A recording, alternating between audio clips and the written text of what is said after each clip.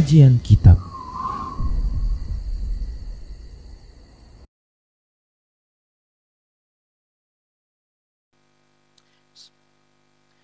Assalamualaikum warahmatullahi wabarakatuh. Innal hamdalillah nahmaduhu wa nasta'inuhu wa nastaghfiruh wa na'udzu billahi min shururi anfusina wa sayyiati a'malina may yahdihillahu fahuwal muhtad wa may yudlil falan tajida lahu waliyyan mursyida. Asyhadu an la ilaha illallah wahdahu la syarika lah wa asyhadu anna Muhammadan abduhu wa rasuluh alladzi la nabiyya ba'dah. Wa qala Allah subhanahu wa ta'ala ya ayyuhalladzina amanu taqullaha haqqa tuqatih wa la tamutunna illa wa antum muslimun. Wa qala azza man qala ya ayyuhalladzina amanu taqullaha wa qulu qawlan sadida yuslih lakum a'malakum wa yaghfir lakum dhunubakum wa man yuti'illaha wa rasulahu faqad faza fawzan 'azima. Ya ayyuhan nasu taqu rabbakumul ladzi khalaqakum min nafsin wahidah wa khalaqa minha zawjaha wa batha minhuma rijalan katsiran wa nisaa'a wattaqullaha alladzi tasaaluna bihi wal arham innallaha kana 'alaikum raqiba. Amma ba'du, innastaqal hadithi kitabullah wa khairal hadi hadi Muhammad sallallahu alaihi wasallam wa syarrul umur muhdatsatuha wa kullu muhdatsatin bid'ah wa kullu bid'atin dhalalah wa kullu dhalalatin finnar. Kaum muslimin dan kaum muslimat, para hadirin hadirat serta para pemirsa Rosyad TV dimanapun Anda berada, alhamdulillah kembali kita bertemu dalam kajian kitab Kitabut Tauhid yang ditulis oleh Syekh Muhammad bin Abdul Wahhab. Setelah kita membahas terkait dengan syafaat, lantas bab berikutnya yaitu terkait dengan Rasulullah sallallahu alaihi wasallam tidak memiliki kemampuan untuk memberi hidayah kepada yang dia kehendaki, kepada orang yang dia cintai. Ikhwah azallahu wa iyyakum, kaitannya bab ini dengan bab sebelumnya, sebagaimana syafaat, bahwasanya Rasulullah sallallahu alaihi wasallam tidak memiliki kuasa secara pribadi untuk memberi syafaat. Tetapi sebenarnya syafaat itu akan beliau berikan setelah mendapat izin dari Allah Subhanahu wa taala dan kepada orang yang Allah ridhoi. Tidak semua orang. Ya, tidak semua orang. Ya, bisa saja Rasulullah sallallahu alaihi wasallam memberikan syafaatnya kepada Abu Thalib, paman beliau, pengganti orang tua beliau, orang tua asuh beliau. Namun ternyata tidak bisa. Ya, syafaat itu tidak bisa diberikan kepada Abu Thalib. Kalaupun ada syafaatnya, yaitu untuk meringankan azab di hari kiamat, bukan untuk keluar dari api neraka. Itu ikhwah.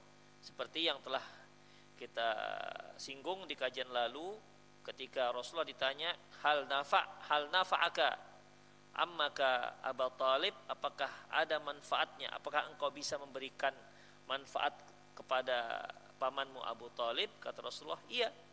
Naam. Laula anni lakana fid darkil asfali minan nar. Seandainya tidak dikarenakan aku, niscaya dia azabnya itu di neraka yang paling bawah. Di neraka yang paling bawah. Namun karena Abu Thalib pernah membela Rasulullah, ya, pernah melindungi Rasulullah, maka dia mendapatkan satu keistimewaan.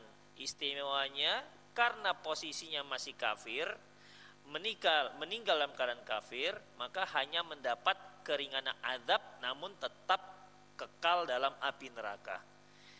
Keringanan azabnya yaitu dia disuruh menginjak batu neraka dan menggelegak isi otaknya. Itu ikhwah. Taib. Demikian juga halnya dengan bab berikutnya ini, terkait dengan hidayah, mirip dengan syafaat. bahwasanya hidayah itu tidak bisa kita berikan kepada orang-orang yang kita kehendaki. Ya, kalau seandainya kita bisa memberikan, maka hidayah ini akan kita berikan orang-orang, pertama orang-orang yang kita kasihi, orang-orang yang kita cintai, karib kerabat kita. Seperti misalnya kita sudah mendapatkan hidayah sunnah ini, kita meyakini dengan keyakinan para salafus saleh yang sangat jauh dari kesyirikan. Mungkin banyak di antara keluarga kita yang masih meyakini kesyirikan, yang masih bergelimang dengan khurafat. Kita ingin mereka itu mendapat petunjuk sebagaimana kita telah mendapatkannya. Kita tidak ingin mereka itu diperbudak dengan berbagai macam kesyirikan. Demikian, ya. Namun kan tidak semua bisa. Tidak semua apa yang kita inginkan itu bisa berjalan. Banyak di antara kerabat-kerabat kita itu yang menolak. Ada yang menolak secara halus, ada yang mengiyakan tapi tak melakukan, mungkin karena dia segan dengan kita. Ada yang menolak dengan terang-terangan, ya. Ada yang bahkan bukan hanya sekedar menolak tapi melakukan konfrontasi, melawan. Tidak hanya menolak tapi melawan. Tapi begitulah ikhwah rahimanallah wa iyyakum. Hidayah itu seperti itu. Makanya di sini Allah Subhanahu wa taala, Syekh Muhammad bin Wahab menyebutkan sebuah ayat dari surah Al-Qasas ayat 56, innaka la tahdi man ahbabta walakinnallaha yahdi man yasha. Sesungguhnya engkau tidak bisa memberi hidayah kepada orang yang engkau cintai, tapi sesungguhnya Allah lah yang memberi hidayah, petunjuk kepada siapa saja yang Dia kehendaki. Ya. Rasulullah Sallallahu Alaihi Wasallam merupakan orang yang diajak bicara. Innaka, sesungguhnya engkau yang dimaksud adalah Rasulullah Sallallahu Alaihi Wasallam. Engkau ya Muhammad, sesungguhnya engkau ya Muhammad tidak bisa memberi hidayah kepada orang yang engkau cintai, sayangi. Walakinnallaha yahdi man yasha, tapi hanya Allah yang memberi hidayah kepada siapa saja yang Allah kehendaki. Jadi yang dapat hidayah itu bukan yang Rasulullah kehendaki, tapi yang Allah Subhanahu wa taala kehendaki. Demikian ikhwah rahimanallahu wa iyyakum. Ya, jadi dalam masalah ini Allah Subhanahu wa taala memberikan batasan tentang hidayah. Allah mengatakan hidayah ini punyaku, bukan punyamu ya Muhammad. Ya, punyaku dan bukan punyamu. Ini sama seperti firman Allah Subhanahu wa taala dalam surat Al-Imran ayat 128, "Laisa laka minal amri fi syai'." Ya Muhammad, kamu tidak bisa ikut campur tangan sedikit pun dalam urusan mereka. Au yatuba alaihim au yu'adzibahum. Apakah mereka akan diberi taubat oleh Allah Subhanahu wa taala atau Allah akan mengazab mereka. Mungkin para ikhwah masih ingat beberapa bab yang lalu bahwasanya Nabi Shallallahu alaihi wasallam berdoa kan untuk satu kaum, ya, beberapa ada tiga orang musyrik yang waktu itu sangat musuh dengan Rasulullah SAW, dan Rasulullah Shallallahu alaihi wasallam berdoa laknat untuk mereka. Kemudian turun ayat bahwasanya engkau ya Muhammad tidak punya kuasa untuk mengazab mereka ataupun minta agar diturunkan azab kepada mereka. Demikian. Jadi, dan ternyata 3 orang yang didoakan buruk oleh Rasulullah SAW, ternyata mereka masuk Islam, dan masya Allah pembelaan mereka terhadap Islam itu luar biasa. Jadi ikhwah rahimanallahu wa iyyakum, ahli sunnah wal jamaah, ya, meyakini bahwasanya Rasulullah itu walaupun dia Rasul, utusan Allah, Sayyidul Mursalin, Sayyidu waladi Adam, pemimpin para Rasul dan pemimpin anak-anak Adam, tapi dia manusia. Ya. Dia punya porsi, dia punya level tersendiri. Tidak mendapatkan sedikit pun level Tuhan yang harus dilakukan penyembahan terhadap dia. Dia adalah seorang Rasul, tapi ingat, dia adalah hamba Allah. Makanya Rasulullah mengatakan la tatruni kama atatin nasara Isa bin Maryam. Jangan kalian menyanjung-nyanjungku sebagaimana orang Nasrani menyanjung-nyanjung Isa ibnu Maryam.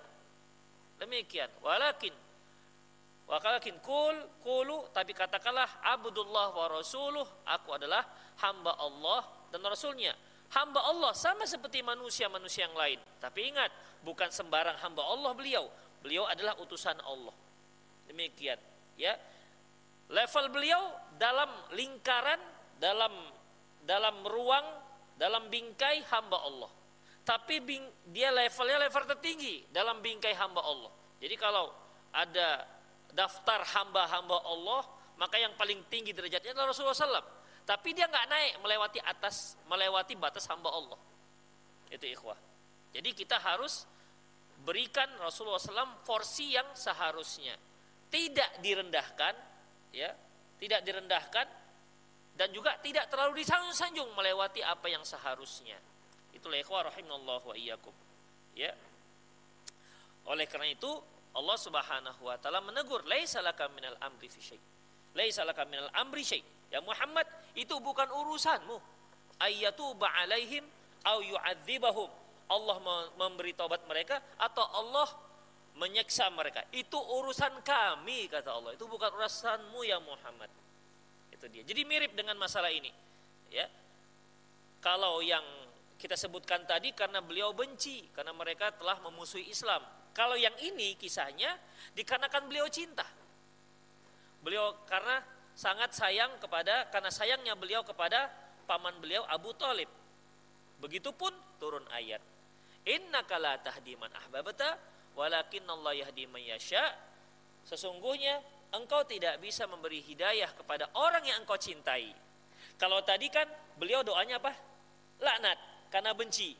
Kalau ini sama-sama kafir nih, sama-sama musyrik. Ya. Sama-sama musyrik. Yang musyrik yang ini karena dia memusuhi kaum muslimin, Rasulullah mendoakan laknat pada mereka. Tapi ditegur oleh Allah Subhanahu wa taala. Di sisi yang lain, orang musyrik juga, tapi mereka yang Rasulullah sayangi. Demikian. Kalau yang musyrik yang beliau benci, inginnya diazab. Allah turunkan azab. Kalau orang musyrik yang beliau sayangi, inginnya mendapat hidayah. Ternyata Allah berikan batasan. Rasulullah SAW, innaka la tahdi man ahbabta walakinnallaha yahdi man yasha. Sesungguhnya engkau tidak bisa memberi hidayah kepada orang yang engkau cintai, tapi hanya Allah memberi hidayah kepada orang-orang yang dia kehendaki.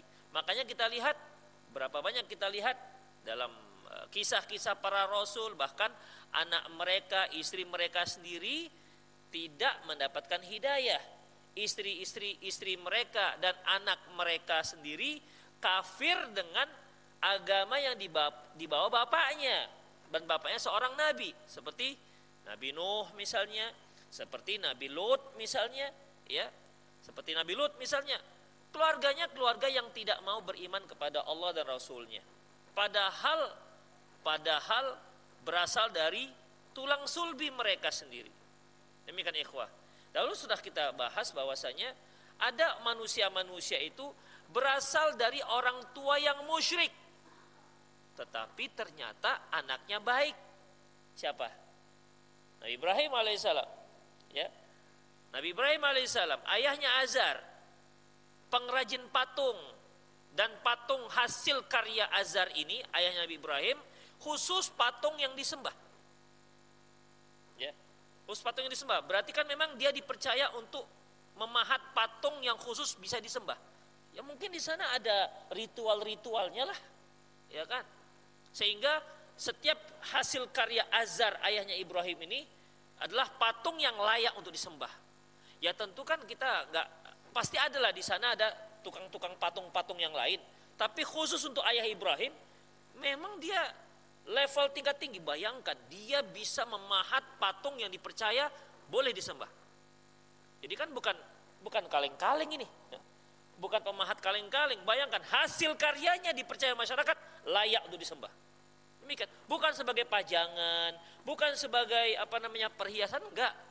Bukan sebagai perhiasan halaman atau rumah, tidak. Tapi bisa disembah, layak untuk disembah. Berarti level azhar ini bukan sembarangan, ikhwah. Demikian, ikhwah. Ya. Makanya, tapi ternyata lahir dari sulbi dia Ibrahim alaihissalam. Seorang nabi dan rasul, bahkan bapaknya para nabi dan rasul. Bapaknya para nabi dan rasul. Demikian, ikhwah. Rahimanallahu wa iyyakum. Ada juga yang dia orang tuanya orang soleh tapi anaknya kafir, seperti yang tadi yang kita sebutkan tadi, yaitu Nabi Nuh dan Nabi Lut. Ada juga yang bapaknya baik, anaknya juga ikut. Siapa itu? Insya Allah ya, Nabi Ibrahim. Nabi Ibrahim punya anak Nabi Ismail, punya Ishak. Ishak punya anak Yakub, wa min wara Ishak Yakub. Bayangkan, cucu, ayah, kakek Rasul. Luar biasa. Dan ini kan bukan profesi, ikhwah. Ya kan, bukan profesi. Kalau kakeknya dokter, biasanya anaknya juga dokter, cucunya dokter misalnya. Kakeknya ustadz, anaknya ustadz, kemudian cucunya ustadz. Ini kan memang diusahakan. Tapi kalau Rasul kan nggak bisa request. Ya Allah, angkatlah anakku jadi Rasul. Bukan request. Demikian, ikhwah, menunjukkan memang anaknya hasil daripada didikan ayahnya dan memang layak jadi nabi dan rasul, seperti Ismail dan Ishak. Wa mi wara Ishak Yakub, dan di belakang Ishak ada Yakub. Memang Yakub adalah cucu yang memang layak diangkat menjadi nabi dan rasul. Setelah Yakub anaknya Yusuf. Bayangkan, ikhwah, Yusuf juga nabi dan rasul, luar biasa.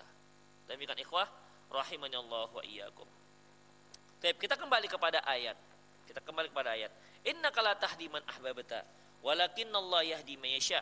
Sungguhnya engkau ya Muhammad tidak bisa memberi hidayah kepada orang-orang yang kau cintai, tapi hanya Allah lah yang bisa memberi hidayah kepada yang siapa saja yang Dia kehendaki. Ikhwah, dalam surat Syura ayat 52. Syura ayat 52. Allah menyebutkan, wa innaka latahdi ila siratim mustaqim. Sesungguhnya engkau ya Muhammad memberikan hidayah ke jalan yang lurus. Loh, ini bertentangan nih. Kalau surat Qasas tadi, innaka latahdi man ahbabta. Muhammad, engkau tidak bisa memberi hidayah kepada orang yang sayangi. Tapi dalam surat Syura disebutkan ayat 52, wa innaka latahdi ila siratim mustaqim. Ya Muhammad, sesungguhnya engkau telah memberi hidayah kepada jalan yang lurus. Ada dua ayat sepertinya kok bertentangan. Yang satu mengatakan Muhammad engkau tidak bisa memberi hidayah, yang satu lagi mengatakan ya Muhammad engkau memberi hidayah. Ikhwah, tidak ada pertentangan di sini. Kenapa? Karena hidayah itu ada dua. Ya. Hidayah itu ada dua. Pertama, hidayah itu al-irsyad ataupun hidayah itu al-irsyad. Hidayah petunjuk tapi menunjukkan saja. Menunjukkan saja. Misalnya kalau kita nanya, ada yang nanya, "Bang, kalau kita mau ke Diski kemana?" Kita katakan belok kanan. Belok kanan, kemudian belok kanan lagi. Itulah hidayah kita. Kita beri petunjuk. Tapi kalau dia nggak mau, oh ya oke lah, belok kiri dia. Demikian. Artinya kita hanya bisa menunjukkan. Kita hanya bisa menunjukkan. Wa innaka la tahdi ila siratal mustaqim. Ya Muhammad, engkau sungguhnya telah memberi hidayah kepada jalan yang lurus. Ini hidayatul irsyad, hanya sekadar menunjukkan. Dan seluruh manusia hanya bisa menunjukkan. Kita misalnya pada anak kita, pada istri kita, kita hanya bisa menunjukkan jalan. Ini loh jalan yang baik, inilah jalan yang lurus. Kita ajarkan kepada mereka bagaimana akidah yang benar. Kita ajarkan kepada mereka bagaimana sunnah-sunnah Rasulullah, akhlak yang baik, bagaimana ibadah yang baik. Kita hanya bisa memberikan petunjuk, kita ajarkan kepada mereka. Namun, apakah mereka pasti akan mengikuti petunjuk itu? Belum tentu. Belum tentu mereka mau. Okelah ketika dia masih kecil, dia ikuti kita. Ketika dia nanti sudah terlepas dari kita, dia sudah mulai mandiri, berdiri sendiri. Apakah dia akan mengikuti petunjuk yang telah kita ajarkan? Belum tentu. Makanya kita hanya bisa mengajarkan. Oleh karena itu ikhwah, kita sebagai orang tua, kita hanya bisa mengajarkan, menunjukkan secara habiskan potensi kita, maksimalkan diri kita untuk mengajarkan anak-anak kita. Ini yang nanti akan dipertanggungjawabkan di hadapan Allah. Ya, ini yang dipertanggungjawabkan. Adapun hasil itu bukan kita. Ini enggak di tangan kita. Hasilnya ada di tangan Allah Subhanahu wa taala. Tapi ingat, kita tidak bisa mengatakan, ya ini kan semuanya Allah, kehendak Allah. Baik, kehendak Allah, usaha kita sebatas mana? Apakah memang sudah maksimal atau tidak? Kalau belum maksimal kita, dipertanggungjawabkan nanti di hadapan Allah Subhanahu wa taala. Demikian. Jadi usaha itu yang dipertanggungjawabkan, hasilnya itu milik Allah. Ya, hasilnya milik Allah Subhanahu wa taala. Dan demikian juga kita ajarkan kepada anak-anak kita dalam belajar. Ajarkan kepada mereka tanggung jawab, kesungguhan. Hasil serahkan kepada Allah. Ya. Hasil serahkan kepada Allah Subhanahu wa taala. Tidak berada di tangan kita. Demikian ikhwah. Jadi sekali lagi bahwasanya kita yang Allah Subhanahu wa taala mengatakan, ya ayyuhalladzina amanu qu anfusakum wa ahlikum nara, wahai orang-orang beriman, selamatkan diri kalian dan keluarga kalian dari api neraka. Ini kaitannya dengan apa? Hidayatul irsyad, yaitu usaha kita, bagaimana cara kita menyelamatkan istri kita, anak kita dari api neraka. Usahanya semana, sudah sebatas mana? Apakah hanya sekedar saja, ya, ataukah sudah maksimal? Itulah yang nanti akan dipertanggungjawabkan di hadapan Allah Subhanahu wa taala. Rasulullah sallallahu alaihi wasallam sudah maksimal dengan paman beliau. Ya, sebagaimana hadis berikutnya, bahwasanya sampai detik-detik paman beliau meninggal dunia, beliau tetap datangi, ya ammi, ini hadis berikutnya, ya ammi, qul la ilaha illallah kalimatan uhaju laka indallah yaumal qiyamah. Wahai pamanku, ucapkan la ilaha illallah. Ini akan kujadikan sebagai pembelamu nanti di hari akhirat. Artinya tuh sampai detik-detik terakhir, ya, tetap beliau ajak. Dan demikian memang seluruh para nabi, seperti Nabi Nuh alaihissalam. Ya, ketika kaum orang-orang Nabi Nuh dan orang-orang mukmin sudah masuk ke atas kapalnya, kemudian kan dia melihat anaknya berenang-renang, tetap dipanggil, bahkan dipanggil dengan kalimat yang sangat indah, yang sangat lembut. Ya bunayyar kam ma'ana wala takum ma'al kafirin. Wahai ananda, bunayya itu kalimat lembut, panggilan lembut dari seorang ayah ke anak. Ya bunayya.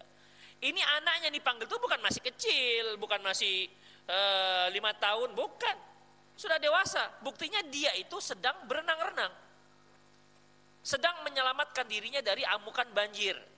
Namun walaupun dia sudah dewasa, dipanggil dengan bahasa yang sangat lembut. Ya bunayyar kam ma'ana wala takum ma'al kafirin. Wahai ananda, mari ikut bersama ayah. Ya, wala takum ma'al kafirin. Jangan kamu bersama orang kafir. Tapi karena si anaknya memang belum mendapatkan hidayah dari Allah Subhanahu wa taala, dia mengatakan, qala sa'awi ila jabali ya'simuni minal ma'. Dia katakan, aku akan lari ke gunung, ya. Ya, aku akan lari ke gunung. Ya'simuni minal ma', yang dapat menyelamatkan aku dari banjir, dari air. Demikian ikhwah rahimanallahu wa iyyakum. Aku akan dapat menyelamatkan diriku dari banjir. Kata Nabi Nuh alaihissalam, qala la 'asimal yawm.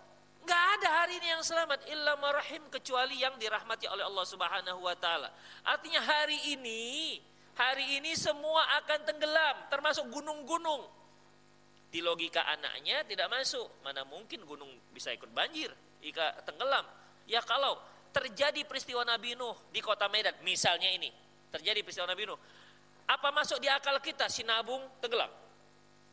Apa masuk di akal kita si Bayak tenggelam? Kan enggak. Logikanya itu. Tapi Nabi Nuh bicara dengan wahyu. Logika manapun tidak jalan di sini. Kalau Allah sudah katakan tenggelam, tenggelam walaupun setinggi apapun itu daratannya. Walaupun setinggi apapun gunungnya. Makanya Nabi Nuh mengatakan qala la asimal yaum, enggak ada, hari ini tenggelam semua. Kata Nabi Nuh kepada anaknya. Ini kan detik-detik terakhir. Ya. Detik-detik terakhir beliau mengajak anaknya supaya beriman kepada Allah dan Rasulnya. Akhirnya karena tidak ada jawaban, fahala bainahumal mauju fakana minal mughraqin. Akhirnya mereka dipisahkan dengan gelombang dan dia termasuk orang-orang yang ditenggelamkan. Itu kalau sudah gelombang, nggak akan mungkin airnya pada waktu itu masih selutut, ya kan? Nggak akan mungkin airnya selutut, namanya juga segelombang. Demikian ikhwah. Mereka ini kan di daratan. Apa bukti di daratan? Ya ketika Nabi Nuh alaihissalam membuat kapal, kan dia olok-olok orang kaumnya. Kamu buat kapal di padang pasir, ngapain buat kapal di sini? Demikian.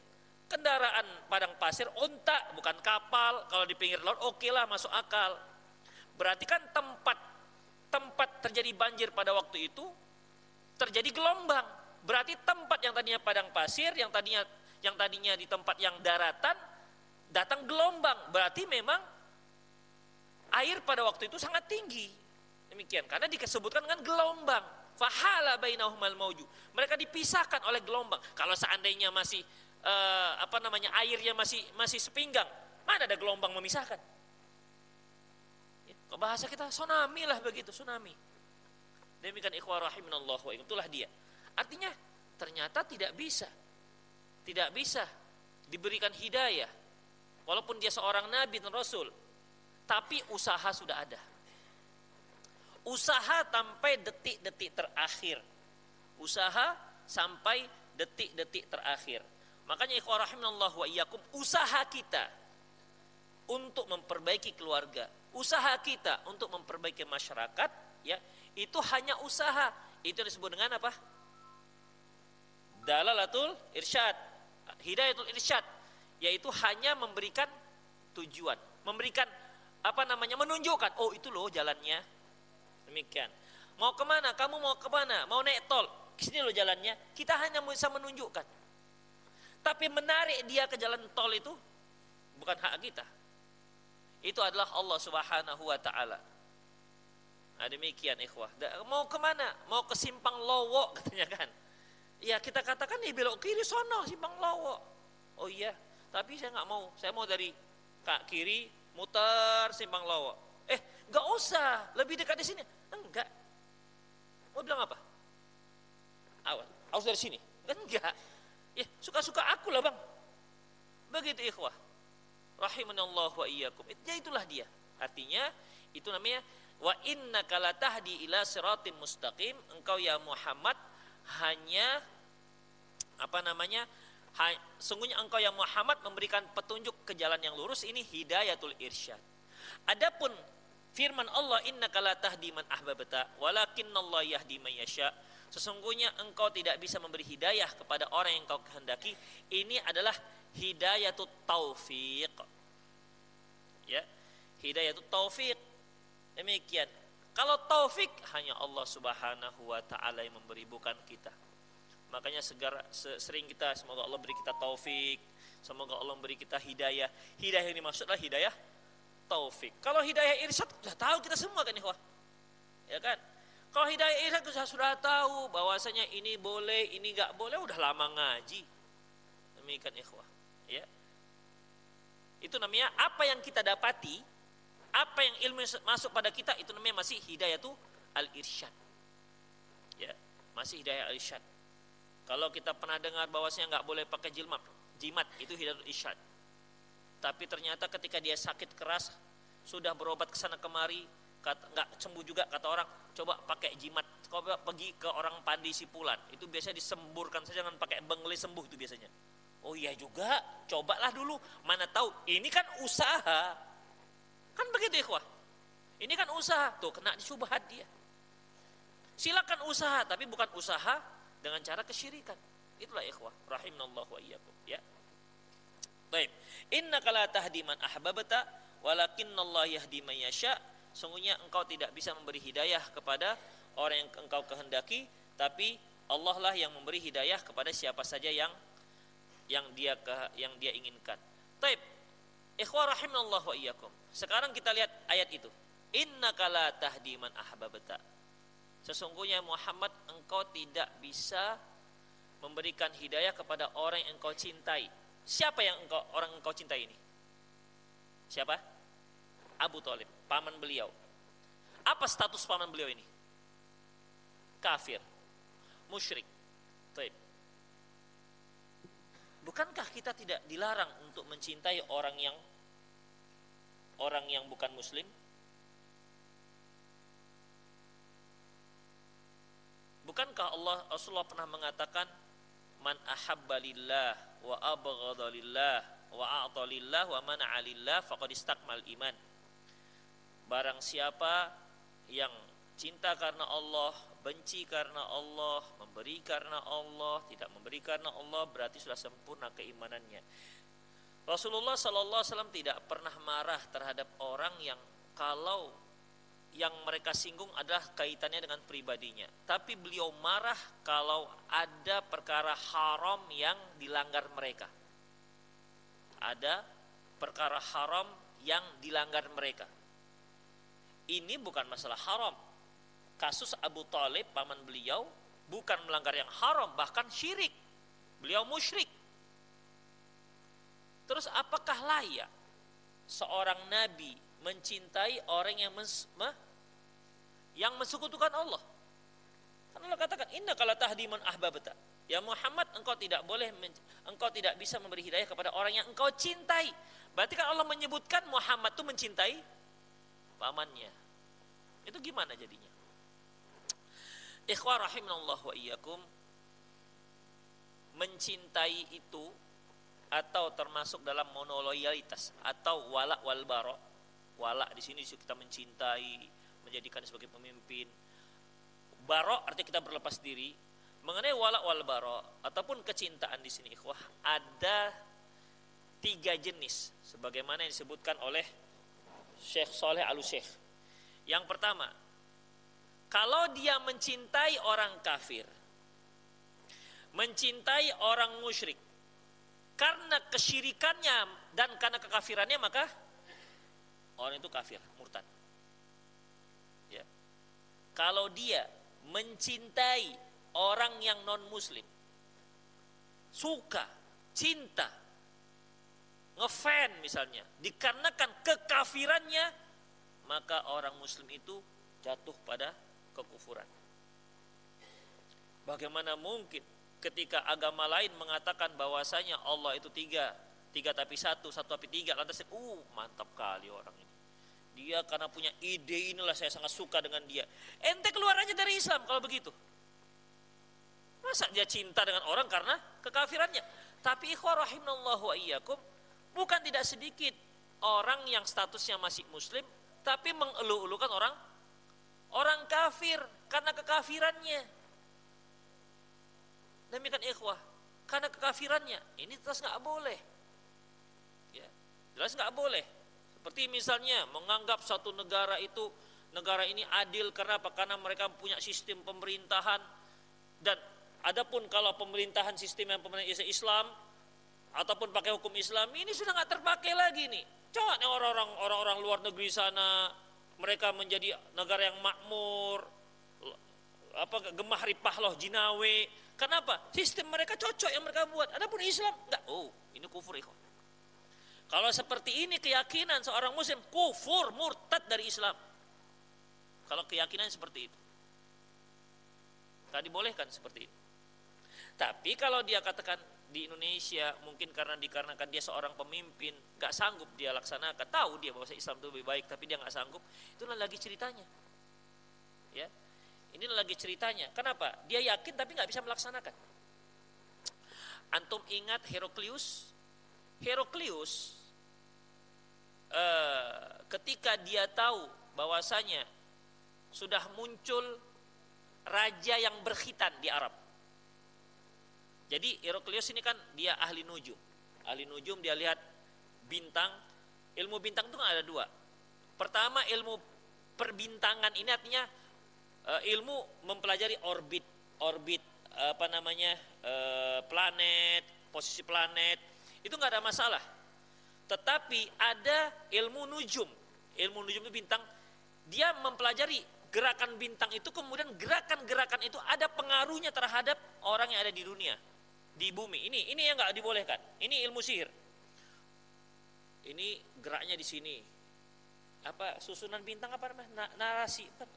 Rasi. Ini rasi bintang ini kalau di bulan ini akan terjadi seperti ini. Maka muncullah yang namanya zodiak itu. Antum apa bintangnya? Nggak tahu. Saya nggak tahu. Pernah nggak tahu dia. Ustaz Abu Somad juga. Apa bintang itu? Hah? Hah? Nah, betul. Demikian ikhwah. Antum jangan tanya saya apa bintangnya. Saya tahu tapi rahasia. Demikian ikhwah. Kan itu nanti biasa kan ada di majalah lah kira-kira. Kalau di Medan itu majalah misteri itu. Ya, punya orang Padang itu, insyaallah. La haula wala quwwata illa billah. Jadi dibuka, wah ini zodiak. Apa nih hari ini? Bintang Anda, biasa kan bintang Anda bulan ini. Dia nggak yakin ini, tapi dia ingin baca-baca aja, baca-baca. Ya, nggak punya kerjaan, nganggur, jadi baca-baca. Dia bacalah bintang dia. Asmara Anda bulan ini kurang bagus. Kok cocok juga ya? Asih direpetin istri aja di rumah gitu. Begitu. Ekonomi Anda bagus. Betul ini. Memang akhir-akhir ini rezeki meningkat. Begitu ikhwah, tanpa dia sadari masuk yang namanya kesyirikan itu. Kekufuran itu masuk. Makanya Rasulullah katakan man ata arrafan aw kahinan faqad lam tuqbal salatu arba'ina yauman. Barang siapa yang mendatangi dukun ataupun tukang ramal tidak akan terima salatnya selama 40 hari. Wa man ata kahinan aw arrafan fasaddaqahu. Barang siapa yang mendatangi dukun atau tukang ramal lantas dia percaya, faqad kafara bima unzila ala Muhammad, berarti dia telah kafir terhadap apa yang diturunkan oleh Muhammad. Baik, kita kembali kepada yang tadi. Jadi Heraklius ini yang dia ilmunya ilmu nujum itu, ilmu dukun itu. Dia lihat-lihat, dia katakan bahwasanya dari perjalanan bintang ini ya, bahwasanya raja yang berkhitan sudah muncul. Raja khitan sudah muncul. Karena di agama Nasrani nabi yang terakhir itu adalah nabi yang berkhitan. Jadi menurut ramalan dia raja khitan sudah muncul. Kemudian dia kirimlah surat ke sama orang-orang yang ahli dalam ilmu nujum. Ternyata pendapat mereka sama. Ya, ternyata pendapat mereka sama. Hingga akhirnya datanglah utusan Nabi sallallahu alaihi wasallam ke Raja Heraklius untuk untuk mengajak masuk Islam. Kemudian utusan ini ikhwah, utusan ini disuruh selidiki oleh Raja Heraklius apakah dia berkhitan apa tidak. Ternyata setelah diselidiki ternyata orang Arab semua berkhitan. Yang musyrik gak musyrik itu khitan semua. Apa kata Heraklius? Inilah dia raja akhir zaman itu. Udah. Apa kata Raja Heraklius kepada Abu Sofyan pada waktu itu belum masuk Islam. Abu Sofyan kan biasa tuh pulang balik Mekah Syam Romawi untuk jualan, dipanggil dia. Gimana begitu diwawancara lah, ya. Apa kata Raja Heraklius? Seandainya benar apa yang kamu katakan tentang Muhammad itu, tak lama lagi dia akan menguasai tempat aku pijak sekarang ini. Itu ikhwah. Itu di awal-awal kenabian. Lantas Heraklius mengumpulkan semua menteri-menterinya, pejabat-pejabat kerajaan di sebuah aula dan disuruh kunci semua pintu. Kemudian Heraklius mengatakan, wahai umatku, rakyatku, menteri-menteriku, berimanlah kalian dengan raja ini, maksudnya Muhammad. Ya, kalian akan sukses, kalian akan berjaya. Mendengar itu bubar ini, lari. Ya, nggak peduli lagi dengan Heraklius, walaupun dia raja. Ketika mereka disuruh untuk beriman dengan Muhammad, lari mereka semua, tunggang langgang. Tapi kan pintu sudah ditutup. Demikian, nggak ada pintu keluar. Kemudian apa kata Raja Heraklius? Kumpul. Dah, tertib lagi. Tadi itu saya hanya menguji kesetiaan kalian aja. Itu ikhwah, itu yang terjadi. Artinya raja sendiri tidak bisa menerapkan. Itu dia, raja sendiri. Artinya kalau pemimpin itu bisa saja dia memimpin, tapi dia nggak berhasil, nggak bisa menerapkan, nggak sanggup. Dan ini tidak dikatakan kufur. Demikian ikhwah rahimanallahu wa iyyakum. Baik, kita kembali kepada cinta tadi, mencintai orang kafir atau orang musyrik. Apabila dia mencintai orang kafir atau orang musyrik karena kekufurannya, maka dia kafir dan murtad. Yang kedua, apabila dia mencintai orang kafir atau orang musyrik mutlak, bukan karena kekufurannya, tapi semuanya, ya, seperti mungkin tindak tanduknya, ya, tindak tanduknya, gaya hidupnya, lifestyle-nya, ya, kan lifestyle ini orang kafir kan ada yang menjadi ciri-ciri khas yang tidak boleh kita tiru. Yang kata Rasulullah SAW, man tashabbaha biqaumin fahuwa minhum. Barang siapa yang mencintai satu kaum maka dia termasuk mereka. Ya, seperti misalnya dia mencintai seorang artis, dia mencintai seorang artis, di mana artis ini orang kafir, maka dari mulai cara berpakaiannya, cara jalan, sebak rambutnya, ya, mutlak demikian, maka orang ini jatuh pada perkara yang haram karena nggak dibolehkan, ya, karena nggak dibolehkan. Yang ketiga, ini yang terkait dengan cinta ini. Barang siapa yang mencintai dikarenakan apa? Dikarenakan kekerabatannya. Demikian, dikarenakan kekerabatannya. Ini namanya cinta yang tabii. Seperti Nabi Nuh alaihissalam, dia mengajak anaknya naik ke kapalnya. Karena apa? Hah? Karena cinta dia pada anaknya. Karena itu anaknya. Buktinya banyak yang lain yang berenang-berenang, gak ada dipanggil-panggil. Tapi karena dia ini anaknya, tentu masih ada ikatan cinta, tali kasih antara orang tua dan anak. Dipanggil dengan dia. Karena ada rasa cinta itulah ikhwah. Cinta karena dia sebagai anak. Nabi Ibrahim alaihissalam, karena dia cinta dengan orang tuanya, dia berdakwah kepada orang tuanya. Ya abati la ta'budi syaitan. Wahai ayahanda, jangan kamu sembah syaitan. Inna syaitana kal rahmani asiyya. Sesungguhnya syaitan itu kufur terhadap, syaitan itu durhaka kepada Allah. Dipanggil pun abati. Kalimat kepanggilan abati ini ikhwah, panggilan lembut dari dalam bahasa Arab dari seorang anak kepada ayah, menunjukkan penghormatan dan kecintaan, dan itu suatu hal yang tabii. Suatu hal yang tabii. Tabii itu apa ya?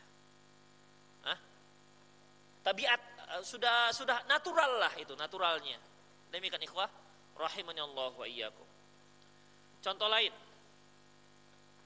Nah, ketika Allah Subhanahu wa taala firman dalam surah Al-Maidah ayat 5. Al-yauma uhilla lakum, dan hari ini dihalalkan untuk kalian. Al-yauma uhilla lakumut thayyibat. Hari ini dihalalkan pada kalian sesuatu yang sifatnya baik.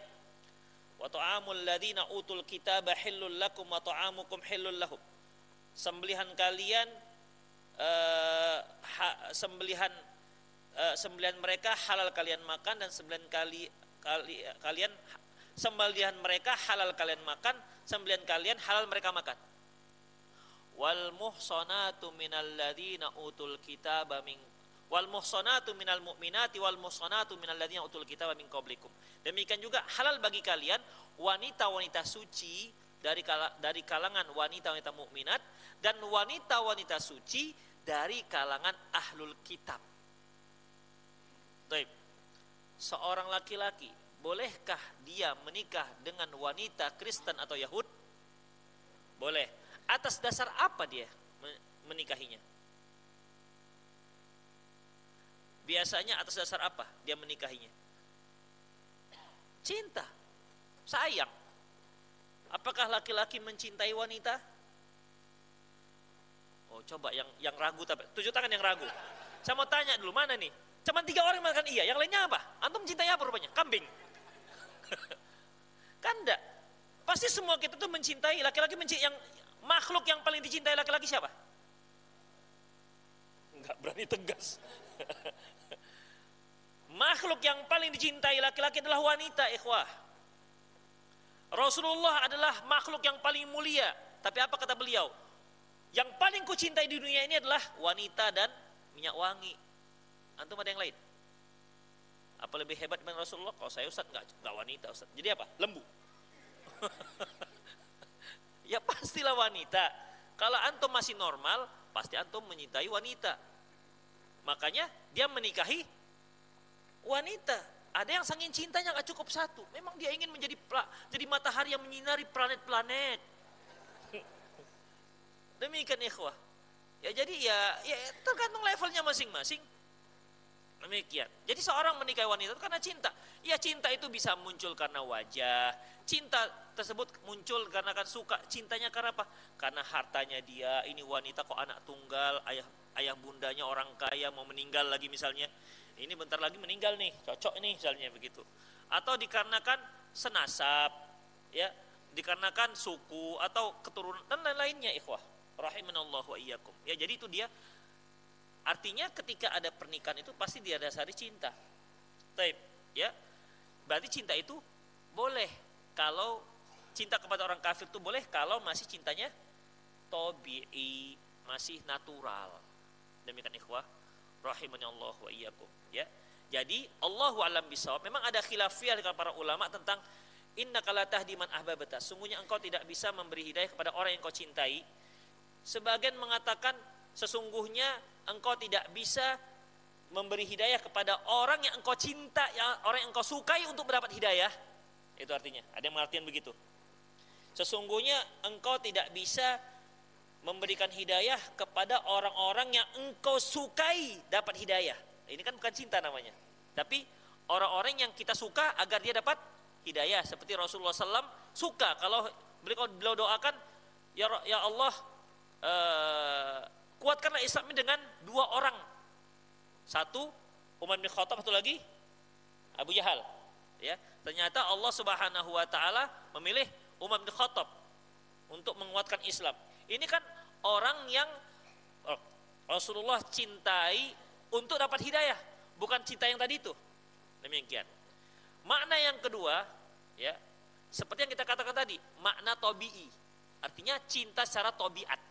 Memang naturalnya seorang itu mencintai orang lain mungkin dikarenakan keturunan, atau mungkin dikarenakan abangnya, atau ayahnya, atau orang tuanya. Walaupun dia kafir, masih ada rasa sayang dia kepada orang tuanya, walaupun dia kafir. Makanya Allah Subhanahu wa taala pernah mengatakan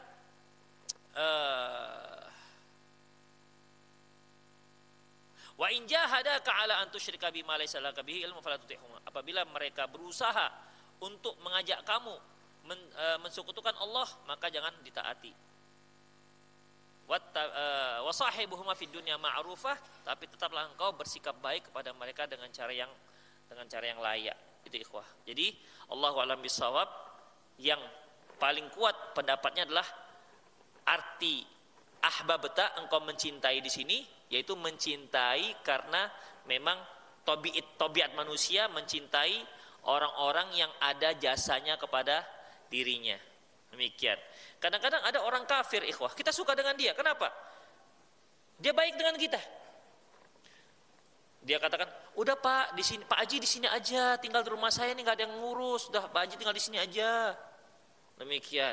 Nggak ada pakai syarat-syarat.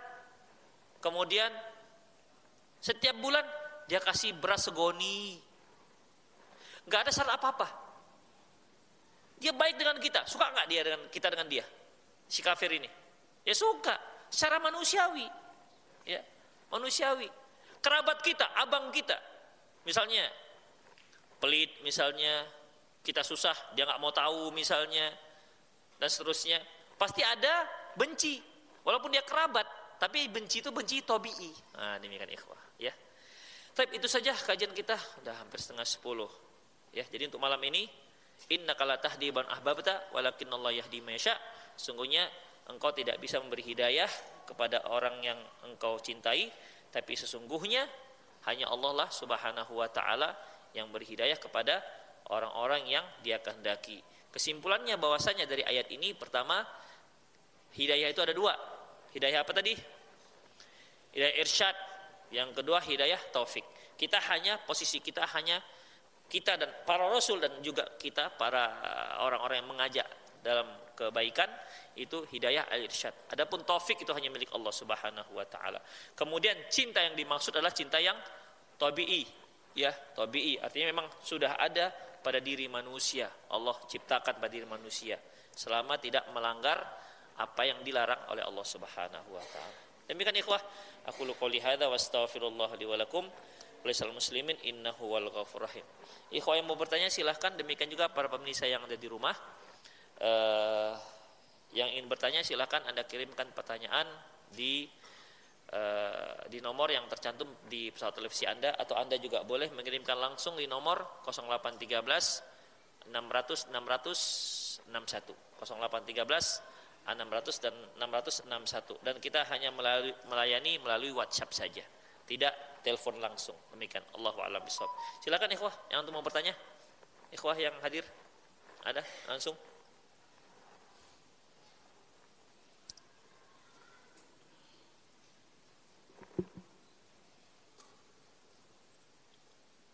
Assalamualaikum Ustaz, apakah adik dari kakek atau nenek kita mahram?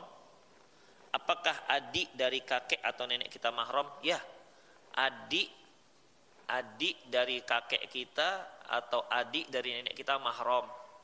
Sebagaimana adik dari paman, adik dari ayah kita atau adik dari ibu kita juga mahram. Demikian. Allahu a'lam. Ada yang nanya langsung? Tak ada? Macam mana? Pulang aja. Apakah sholat berjamaah di rumah dengan keluarga dikarenakan hujan sama pahala dengan sholat berjamaah? Ikhwah rahimanallahu wa iyyakum. Ya. Rasulullah sallallahu alaihi wasallam Ibnu Abbas di saat hari Jumat dia mengajarkan muadzin untuk waktu itu hari Jumat itu hujan, ya. Kemudian di saat muadzin mengumandangkan azan Jumat, dia katakan, jangan katakan hayya 'alas shalah, tapi shallu fi buyutikum. Salatlah kalian di rumah kalian. Mendengar lafaz azan yang aneh tidak pernah didengar sebelumnya, karena kan azan di sana, hujan di sana jarang-jarang, ya. Jadi pada zaman Ibnu Abbas saja masih hidup, sunnah-sunnah itu udah mulai agak aneh didengar masyarakat. Jadi ikhwah, akhirnya mereka bertanya kepada Ibnu Abbas, kenapa seperti itu? Ya. Kemudian dia sebutkan dalilnya dari Rasulullah SAW, di mana di mana dikatakan, disebutkan, salatlah kalian di rumah kalian agar kaum muslimin itu tidak kesulitan untuk ke masjid. Ya, tidak kesulitan untuk ke masjid. Dia harus menempuh jalan yang becek-becek, demikian. Jadi ini sebuah keringanan. Jadi boleh. Maka apakah pahalanya di sholat jamaah di rumah sama dengan di masjid saat hujan? Ya sama. Kalau dia memang biasanya sholat berjamaah di masjid. Kalau biasanya memang tak berjamaah di masjid, biasanya jamaah di rumah. Kemudian dia pas hujan juga sholat di rumah, apakah sama pahala seperti kalau dia ke masjid? Ya tidak. Jadi uzur syar'i yang Allah Subhanahu wa taala berikan kepada kaum muslimin, itu dia akan mendapatkan pahala yang setimpal kalau yang dia lakukan itu biasanya dia lakukan. Misalnya ini ikhwah, dia seorang yang memang rajin tahajud. Satu hari dia safar, kemudian dia tidak bisa bangun karena capek, misalnya nggak tahajudlah dia, maka uzur dia tadi itu membuat dia itu mendapatkan pahala sholat tahajud walaupun nggak sholat tahajud. Itu ikhwah. Kenapa? Biasanya sholat tahajud. Tapi kalau kita nggak pernah sholat tahajud, terus tiba-tiba capek nggak sholat tahajud, nggak capek jangan sholat tahajud apa capek? Ini pahala saya seperti orang tahajud. Mana bisa? Dari mana jalannya? Demikian. Jadi uzur itu diberikan sama dengan yang biasanya apabila memang terbiasa kita lakukan. Dia biasa puasa Senin Kamis, tapi kali ini dia sakit, nggak sanggup dia puasa. Jadi gimana? Maka dia mendapatkan pahala, tetap pahala puasa Senin Kamis. Gitu ikhwah. Ya, Allahu a'lam bishawab. Ada yang mau bertanya? Ya.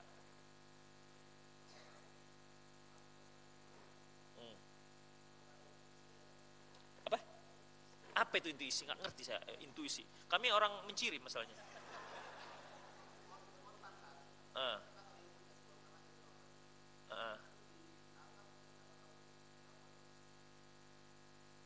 Spontan. Nggak bisa ilmu itu spontan. Gimana ilmu itu spontan?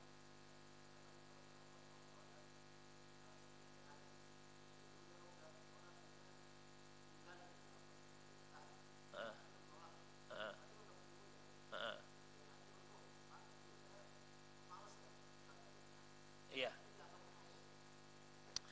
Ikhwan rahimanallah wa iyyakum, pernah nggak antum mendengar ketika Rasulullah sallallahu alaihi wasallam baca Quran di malam hari, kemudian ada orang musyrik, saya lupa Abu Jahal atau Abu Sufyan, dia datang mendengar, ketemu kepengrok, siapa dua orang ini lupa saya namanya, kok di sini, kamu kok di sini, gitu.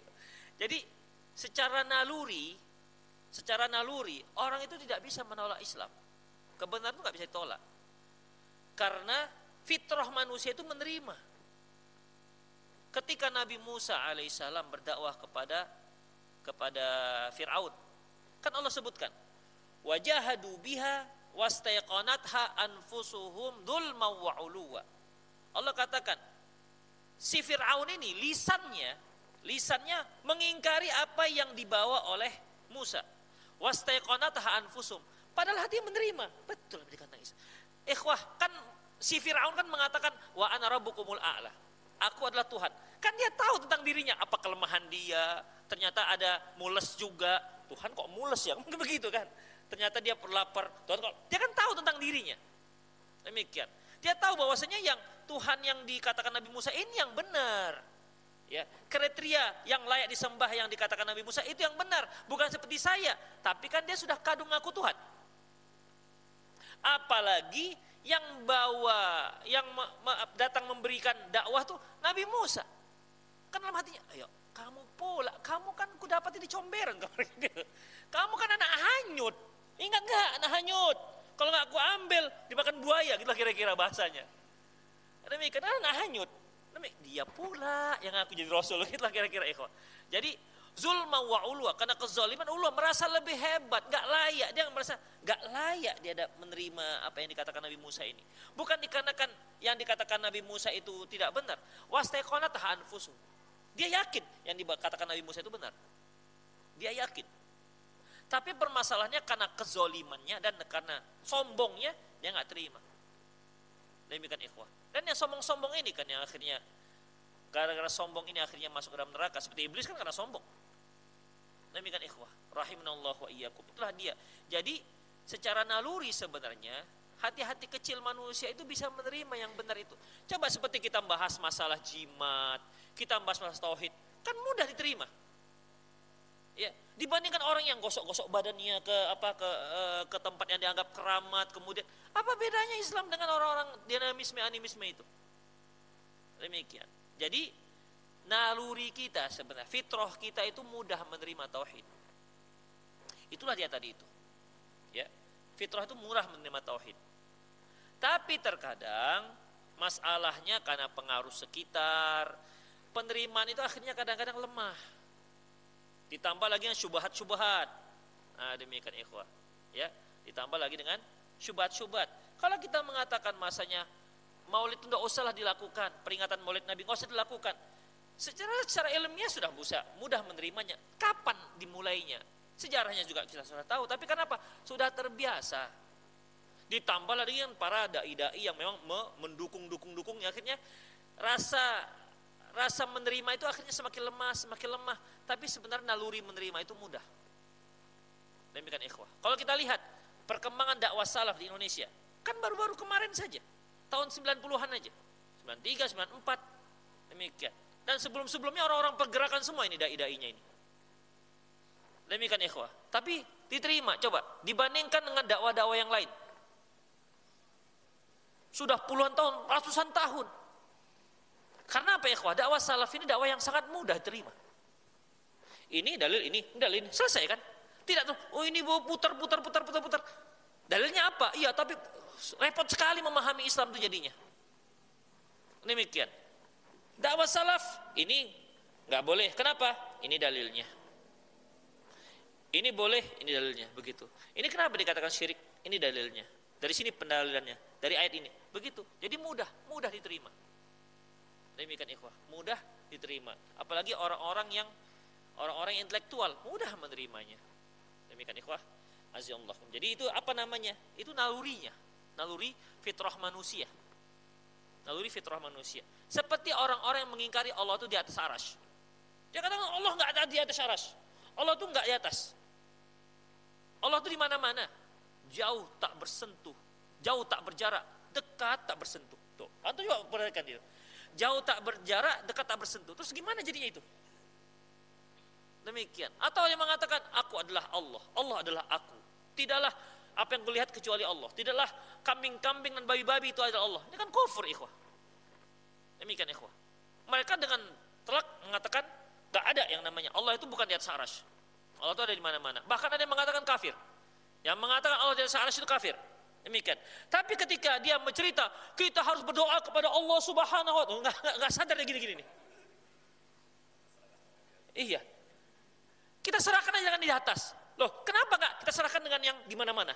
Seharusnya gitu kan? Kan begitu seharusnya. Itu fitrah ya, enggak bisa diingkari, mau gimana lagi? Ya. Demikian. Udahlah, cukup lah ya. Antum pertanyaan membuat emosi itu.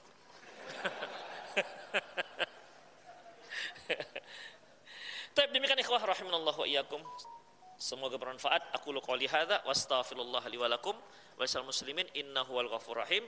Subhanakallahumma bihamdik asyhadu an la ilaha illa anta astaghfiruka wa atubu ilaik wa akhiru da'wana alhamdulillahi rabbil alamin. Assalamualaikum warahmatullahi wabarakatuh.